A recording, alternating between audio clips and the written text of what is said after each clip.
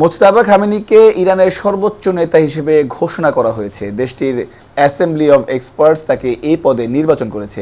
ইরানের revolutionary guards core Mojtaba খামেনিকে অভিনন্দন জানিয়েছে। বাহিনীটি তাকে ইরানের নতুন সর্বোচ্চ নেতা হিসেবে স্বীকৃতি দিয়েছে।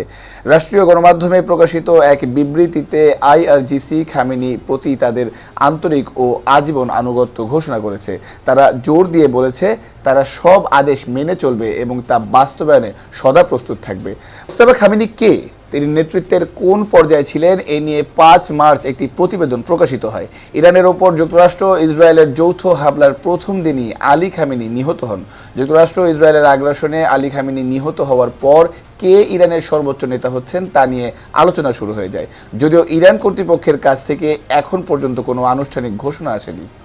ইকরামুল স্বাধীন, নিউজ 21 ইন্টারন্যাশনাল ডেস্ক।